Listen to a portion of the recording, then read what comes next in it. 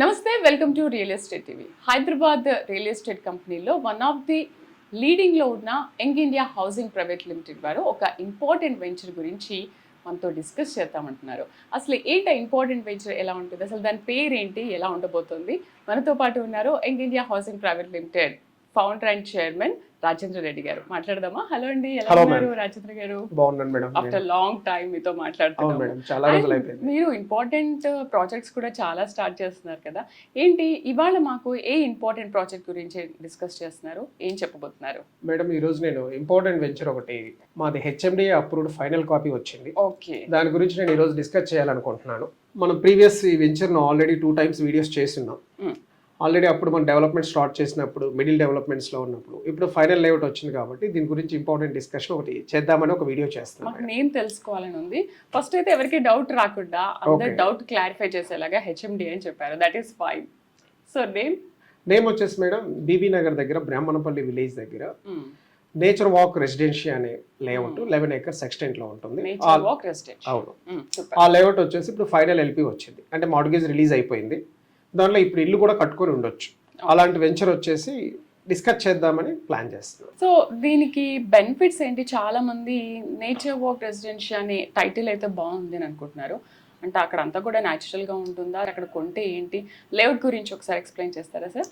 Madam, nature walk residential అనేది BB Nagar దగ్గర Brahmanapalli village కి దగ్గరగా ఉంటుంది. ఆ వెంచర్ వచ్చేసి చుట్టూ మీకు వచ్చేసి ఫారెస్ట్ ల్యాండ్ ఒక 386 acres లో ఉంటుంది.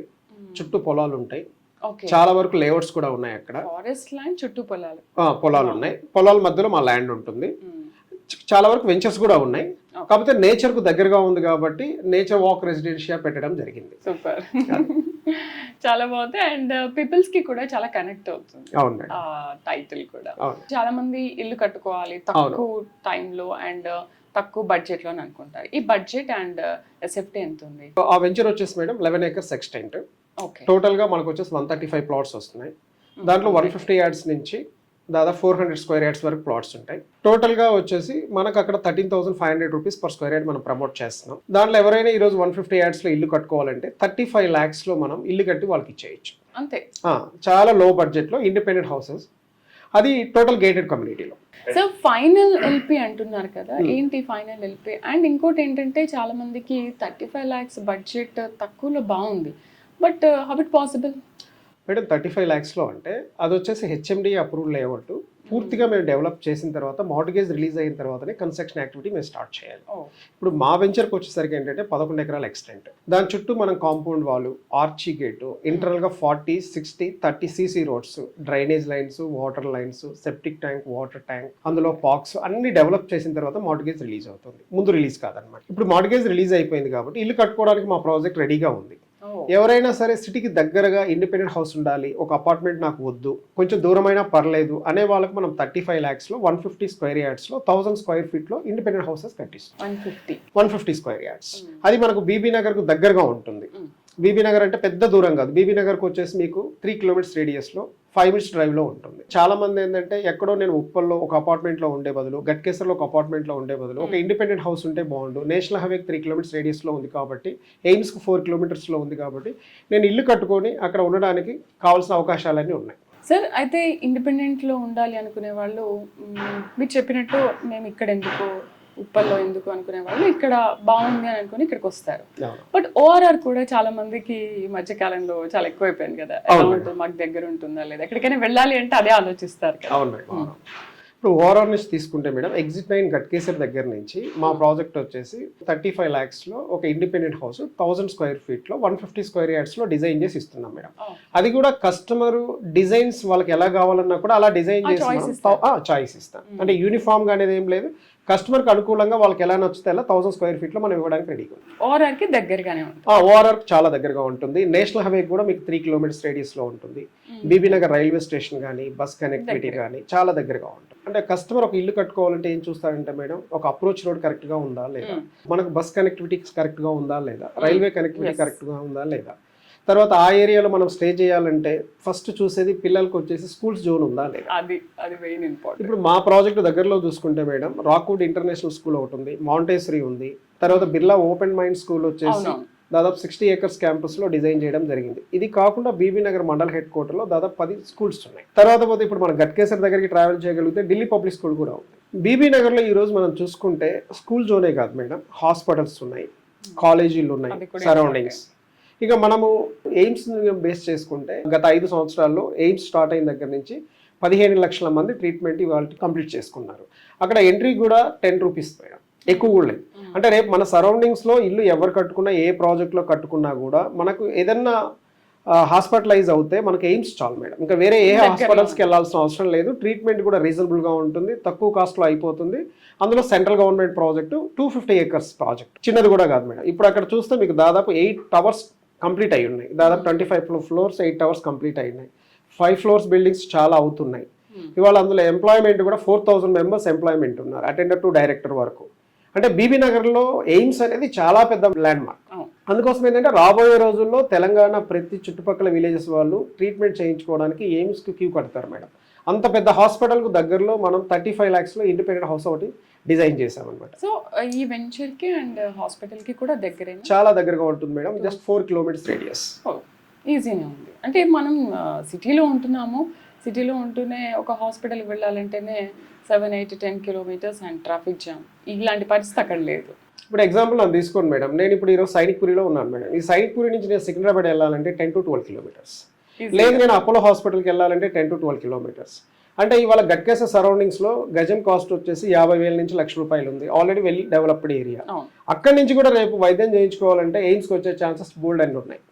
అందుకోసం ఏంటంటే మన సరౌండింగ్స్లో ఎక్కడో అపార్ట్మెంట్ ₹1,00,00,000 పెట్టి 2 కోట్లు పెట్టి కొనే కంటే కూడా 150 square yardsలో ఒక ఇండిపెండెంట్ హౌస్ కట్టుకొని చక్కగా అక్కడ స్టే చేయొచ్చు తక్కువ బడ్జెట్లో. లేదు వాళ్ళు అక్కడ స్టే చేయకపోయినా రెంట్కి ఇచ్చుకున్నా కూడా రెంటల్స్ బోల్డ్ మంత్. ఎందుకంటే రెంటల్స్ మీకు అక్కడ ఎందుకు వస్తాయంటే మేడం, మెయిన్ ఎయిమ్స్ ఫోకస్ చేసి తీసుకుంటే ఎయిమ్స్లో డాక్టర్లు కానీ అందులో పనిచేసే నర్సెస్ కానీ బోల్డ్ డిపార్ట్మెంట్స్ ఉన్నాయి. వాళ్ళందరూ కూడా సిటీ నుంచి అప్ అండ్ డౌన్ చేస్తున్నారు. ఇంకా నెక్స్ట్ పోతే అక్కడ వచ్చేసి హిండ్వేర్ కంపెనీ కానీ, బ్యాంబిడో ఇండస్ట్రీ కానీ, ఎంఎస్ఎన్ ఫార్మా కానీ, ఇంటర్నేషనల్ స్కూల్స్ కానీ, వీళ్ళందరూ కూడా కొంతమంది సిటీ నుంచి అప్ అండ్ డౌన్ చేస్తున్నారు. అక్కడే మంచి రెసిడెన్షియల్ కమ్యూనిటీ ఉంది, తక్కువ బడ్జెట్లో దొరుకుతుంది, అక్కడ స్టే చేయొచ్చు అనుకుంటే హ్యాపీగా అక్కడ వాళ్ళు ఉండడానికి అవకాశం ఉంటుంది, లేదా కొనుక్కోవడానికి కూడా అవకాశం ఉంది. అందుకనే దీని ఇంపార్టెంట్ ప్రాజెక్ట్ అన్నారు రాజేంద్ర. 100%. అయితే సార్ చాలా మందికి ఇండిపెండెంట్ ఇష్టం ఉంటుంది, ఓపెన్ ప్లాట్ కూడా ఇష్టం ఉంటుంది కదా. సో అలాంటి బెనిఫిట్స్ ఏమైనా ఉన్నాయా? మా వెంచర్లో మేడం ఇల్లే కట్టించుకోవాలి, ఇల్లే కొనాలని రూల్ ఏం లేదు మేడం. ఓపెన్ ప్లాట్ కొనుక్కోండి, వాళ్ళు ఒక 2 years తర్వాత కానీ 5 years తర్వాత కానీ వాళ్ళకి నచ్చినట్టు వాళ్ళు ఇల్లు కట్టుకో. మేము ఓపెన్ ప్లాట్ కావాలన్నా ఇస్తాం, లేదు కన్స్ట్రక్షన్ చేసి ఇవ్వమన్నా ఇస్తాం, లేదు వాళ్ళు ప్లాట్ కొనుక్కొని కన్స్ట్రక్షన్ చేసుకుంటానన్నా మేము సపోర్ట్ చేస్తాం. దానికి బ్యాంక్ లోన్స్ కూడా 90% సపోర్ట్ చేస్తారు. బ్యాంక్ లోన్స్ కూడా ఉన్నాయి, ప్లాట్ పైన బ్యాంక్ లోన్స్ ఉన్నాయి, కన్స్ట్రక్షన్ పైన బ్యాంక్ లోన్స్ ఉన్నాయి. వాళ్ళు అక్కడ ఇన్వెస్ట్ చేయడం వల్ల ఏ మాత్రం లాస్ లేదు. కానీ మీరు చాలా మంచి ఆలోచన చేశారు. ఎందుకంటే అందులో పనిచేసే వాళ్ళకి కూడా ఒకవేళ ఇష్టం ఉంటే ఇంత తక్కువ బడ్జెట్లో అక్కడ కొనుక్కోవాలనుకున్నా మీ ఇంపార్టెంట్ వెంచర్లో నేచర్ వాక్ రెసిడెన్షియల్ కొనుక్కోవచ్చు. ఏంటి రాజేంద్ర గారు, వీళ్ళందరినీ దృష్టిలో పెట్టుకొని అక్కడ కట్టారా? మెయిన్ మేడం, హైదరాబాద్ సిటీలో ఎక్కడ మనం ఇల్లు కొనాలి అన్నా దాదాపు 1 crore పెట్టింది మనకు ఇండిపెండెంట్ హౌస్ వచ్చేటట్లే. మా గట్కేసర్ సరౌండింగ్స్ లో చూస్తే రాంపల్లి కానీ, యమునంపేట కానీ, ఈ ఏరియాలో చూస్తే ఒక ఇండిపెండెంట్ హౌస్ 150 yardsలో ఒక కస్టమర్ కొనుక్కోవాలి లేదా కట్టించుకోవాలంటే ₹1,00,00,000 తక్కువ ఎక్కడ లేదు మేడం. కేవలం అక్కడి నుంచి ఒక 15 నిమిషాలు ముందుకెళ్తే మీకు 35 lakhsలో గేటెడ్ కమ్యూనిటీలో. అంటే చాలా మంది గేటెడ్ కమ్యూనిటీ అంటే ఏంటి అని క్వశ్చన్ చేస్తుంటారు మేడం. అంటే మనకి ఇండిపెండెంట్ హౌస్ ఒక కాలనీలో కట్టుకోవడం వేరు, ఒక గేటెడ్ కమ్యూనిటీలో కట్టుకోవడం వేరు. గేటెడ్ కమ్యూనిటీ అంటే మనకు 1-2 ఎంట్రన్స్లు తప్ప ఎక్కువ ఎంట్రన్స్లు ఉండవు మేడం. అక్కడ ఏంటంటే మన డెవలప్మెంట్స్ కూడా అన్ని కంప్లీట్ చేసి ఉంటాయి. చుట్టూ కాంపౌండ్ వాల్ కానీ, ఆర్చీ గేట్ కానీ, ఇంటర్నల్గా మీరు చూసుకుంటే కాంక్రీట్ సీసీ రోడ్స్ కంప్లీట్ అయిపోయినాయి, drainage lines, water lines, septic tank అన్నీ కంప్లీట్ అయిపోయాయి. కాబట్టి అక్కడ మనకు ఒక ఇండిపెండెంట్ హౌస్ ఉంటే రేపు సెక్యూరిటీ పరంగా చాలా బాగుంటుంది. లేదు మనం ఫ్యూచర్లో 5 years తర్వాత మనం అమ్ముకోవాలి, లేదా ఒక 10 years తర్వాత అమ్ముకోవాలన్నా కూడా రీసేల్ వాల్యూ కూడా అద్భుతంగా వస్తుంది. అందుకని ఇవన్నీ చూసి ప్లాన్ చేసాం. అంటే నేను బయట అపార్ట్మెంట్స్ చూస్తున్నప్పుడు చాలా మంది ఏం చెప్తారంటే అపార్ట్మెంట్ కొనాలంటే ₹1,00,00,000 తక్కువ లేదు, 2 కోట్లకు తక్కువ లేదు, తక్కువ కాస్ట్లో కొంచెం దూరమైనా పర్లేదు, వెళ్ళి ఉందామనుకునే వాళ్ళు బోల్డ్ మంది వాళ్ళ మార్కెట్లో ఉన్నారు మేడం.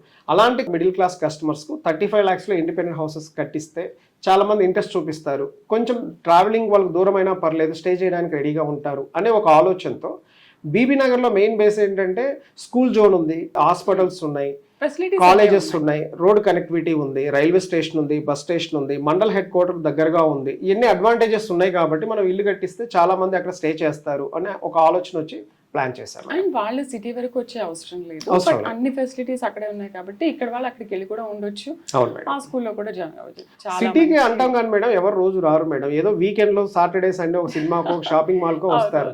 మిగతా 5 days 6 days వాళ్ళు ఇల్లు ఆఫీస్ తప్ప రెండోది పట్టించుకోరు మేడం.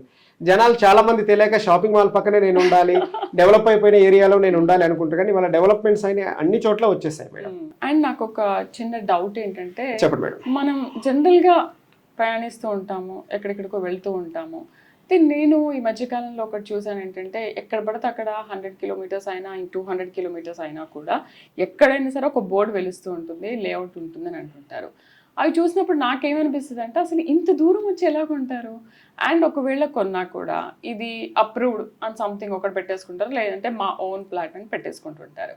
అసలు ఒక 5-10 years తర్వాత నిజంగా రీసేల్ అవుతుందంటారు? మ్యామ్ ఇప్పుడు హైదరాబాద్ అనేది దాదాపుగా 100 kilometers రేడియస్ వరకు ల్యాండ్స్ కొంటున్నారు మేడం. అంటే పెరుగుతుంది అనే చాలా మందికి ఆలోచన అంతం లేదంటారా? పెరుగుతుంది మేడం. 100% మనకు దూరమైనా పెరుగుతుంది, దగ్గరైనా పెరుగుతుంది. పెరగదు అనేది రియల్ ఎస్టేట్ లో ఉండదు మేడం, అన్ని చోట్ల పెరుగుతుంది. కాకపోతే మనం ఇన్వెస్ట్మెంట్ చేసేటప్పుడు మనం ఎంత అమౌంట్ ఇన్వెస్ట్ చేస్తున్నాం, ఎన్ని రోజుల్లో పెరుగుతుంది, దానికి సేఫ్టీ ఏంటి, సెక్యూరిటీ ఏంటి, దాన్ని రేపు నేను కొనుక్కున్న ప్లాట్ అక్కడ ఉంచేస్తే రేపు నాకు రీసేల్ అవుతుందా లేదా, అది మెయిన్ కస్టమర్ చూసుకోవాలి మేడం. ఇప్పుడు ఎగ్జాంపుల్ మన హైదరాబాద్ ఔటర్ రింగ్ రోడ్ రానంతసేపు సిటీ లోపల మనం చూసాం మేడం. ఔటర్ రింగ్ రోడ్ వచ్చినాక ఔటర్ రింగ్ రోడ్ బయట లోపల మనం ల్యాండ్స్ చూస్తున్నాం. ఇవాళ మనం ఔటర్ రింగ్ రోడ్ బేస్ చేసుకుంటే గజం 50,000 నుంచి ₹1,00,000 వెళ్ళిపోయింది మేడం. మనకు అటు సైడ్ అయితే మీకు మోకిలా సైడ్ కానీ లేకపోతే గచ్చిబౌడి సైడ్ వెళ్తే 2 lakhs కూడా వెళ్ళిపోయింది. అయితే ల్యాండ్ కొనేటప్పుడు ఏంటంటే కస్టమర్ ఫస్ట్ ఆలోచన చేయాల్సింది ఏంటంటే మేడం, నేను ఇవాళ ఔటర్ రింగ్ రోడ్ నుంచి ఎంత దూరం వెళ్తున్నాను, నేను పెట్టే డబ్బులు ఎంత, నాకు 5 years లో రిటర్న్ వస్తాయా, 10 years లో రిటర్న్ వస్తాయా, దీనికి సేఫ్టీ సెక్యూరిటీ ఉందా, నేను ఏ లేఅవుట్లో కొంటున్నాను. ఇప్పుడు హైదరాబాద్ సిటీకి 55 kilometers radius HMDA limits madam. HMDA లిమిట్స్లో 15% మాత్రమే రెసిడెన్షియల్ జోన్లో ల్యాండ్ ఉంది. మిగతా జోన్ అంతా కూడా అగ్రికల్చరు, కన్జర్వేషన్, గ్రోత్ కారిడార్ ఇట్లా రకరకాలుగా ఉంది. మనకు 2-3 జోన్స్లో మాత్రమే అప్రూవల్స్ వస్తాయి. తర్వాత డిటిసిపి జోన్లో కూడా చాలా మంది లేఅవుట్లు వేస్తున్నారు. డిటిసిపి అంటే సిటీకి 55 kilometers అవుతారు. తర్వాత కొంతమంది ఫార్మ్ ల్యాండ్స్ ప్రమోట్ చేస్తున్నారు, కొంతమంది గ్రామ పంచాయతీ లేఅవుట్ ప్రమోట్ చేస్తున్నారు. అంటే మెయిన్ ఇన్వెస్టర్ థింక్ చేయాల్సింది ఏంటంటే మేడం, సిటీకి దూరంగా పోవడం వల్ల దాని సేఫ్టీ సెక్యూరిటీ కూడా వాళ్ళు చూసుకోవాలి. తర్వాత గ్రోత్ పాయింట్ చెక్ చేసుకోవాలి.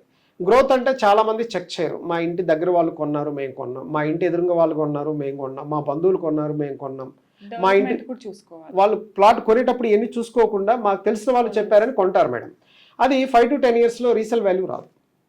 మినిమం ఒక 30 to 50 years వెయిట్ చేస్తే కానీ రీసేల్ వాల్యూ రాదు. ఆ రీసేల్ వాల్యూ రావాలి అంటే వాళ్ళు అన్ని రోజులు వెయిట్ చేయాలి. అన్ని రోజులు వెయిట్ చేయాలి అంటే దాని సేఫ్టీ సెక్యూరిటీ చూసుకోవాలి, దాని మెయింటెనెన్స్ చూసుకోవాలి.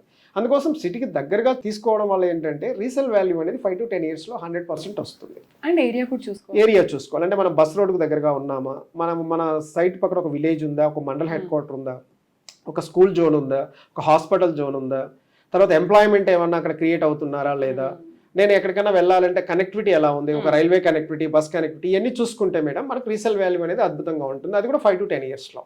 ఇంకా మనం ఎక్కడో లాంగ్ డిస్టెన్స్లో వెళ్ళి మనం కొనుక్కోవడం వల్ల ఏంటంటే తక్కువ టైంలో రీసేల్ వాల్యూ రాదు మేడం, చాలా వెయిట్ చేయాలి. ఆ డబ్బు ఇప్పటికిప్పుడు మనకు ఉపయోగపడదు. ఇప్పుడు నాకు కూడా చాలా మంది మా వీడియో చూసి ఫోన్ చేస్తూ ఉంటారు. వాళ్ళు ఫోన్ చేసినప్పుడు వాళ్ళు అడుగుతూ ఉంటారు, సార్ నేను జనగామ దగ్గర 2 ప్లాట్లు కొన్నాను, ఆ రోజు కొన్నాను ఇంతవరకు పెరగలేదు, లేదా ఆలేరులో కొన్నాను, లేదా లోపలికి కొన్నాను, లేకపోతే బాలానగర్ షాద్ నగర్లో కొన్నాను, నేను అక్కడికి వెళ్తే అమ్మేటప్పుడు వాళ్ళు అద్భుతంగా లేఅవుట్ ఉందో చూపించారు, ఈ రోజు వెళ్తే అక్కడంతా అడవిలాగా తయారైపోయింది అంటే దానికి మెయింటెనెన్స్ ఉండదు. చాలా మంది కంపెనీస్ ఏంటంటే మేడం వాళ్ళ 100లో 10 మంది మాత్రమే సైట్ మెయింటెనెన్స్ చేస్తున్నారు. 90% ఏంటంటే మెయింటెనెన్స్ వదిలేస్తున్నారు మేడం. ఆ వదిలేయడం వల్ల ఏంటంటే సైట్ పాడైపోవడం, తర్వాత దానికి రీసేల్ వాల్యూ రాకపోవడం. అది రీసేల్ వాల్యూ రావాలంటే చాలా రోజులు వెయిట్ చేయాలి. మన కస్టమర్స్ దగ్గర అంత ఓపిక లేదు. చాలా మంది దగ్గర కొనేటప్పుడు పాపం తొందరపడి టెంప్ట్ అయిపోయి కొనేస్తారు. తర్వాత రీసేల్ వాల్యూ కోసం బాధపడుతూ ఉంటారు, నేను తొందరపడి కొన్నాను అనే ఆలోచనతో చాలా మంది ఉంటారు. అందుకు కస్టమర్ అనే వ్యక్తి ఏంటంటే ల్యాండ్ పెరుగుతుంది మేడం, అంటే నేను 5 years లో పెరుగుతుందా, 10 years లో పెరుగుతుందా, వాళ్ళ సరౌండింగ్స్లో ఏమున్నాయి, వాళ్ళు నియర్ బై సిటీకి ఎంత దూరం ఉన్నారు, ఔటర్ రింగ్ రోడ్కి ఎంత దూరం ఉన్నారు, నేషనల్ హైవేకి ఎంత దూరం ఉన్నారు, తర్వాత రైల్వే కనెక్టివిటీ ఉందా, స్కూల్ జోన్ ఉందా, ఇవన్నీ చూసుకొని కొంటే వాళ్ళకు 5 to 10 years లో రీసేల్ వాల్యూ వచ్చే అవకాశాలు ఎక్కువగా ఉంటాయి. తర్వాత దాని మెయింటెనెన్స్ చూసుకోవాలి. ఏ ప్రాజెక్ట్ వన్నా కంపెనీ వాళ్ళు మెయింటైన్ చేస్తారా లేదా అనేది ఫస్ట్ ప్రయారిటీ మేడం ఇవాళ ఉన్న కండిషన్స్లో. దాన్ని చూసుకొని కొనుక్కుంటే 100% మీకు రీసేల్ వాల్యూ దొరుకుతుంది. Thank you very much sir. Nature walk residential గురించి చాలా మంచి విషయాలు చెప్పారు సార్. నేచర్ వాక్ రెసిడెన్షియల్ లో ప్లాట్ కొనాలన్నా ఇల్లు కొనాలన్నా ఈ వీడియోలో కనిపిస్తున్న నెంబర్కి కాల్ చేయండి. ఇది ఇవాళ రియల్ ఎస్టేట్ టీవీలో మీరు చూసిన నేచర్ వాక్ రెసిడెన్షియల్ కి సంబంధించి అంశాలు. మరొక వెంచర్ తో మీ ముందుంటా. Stay with us.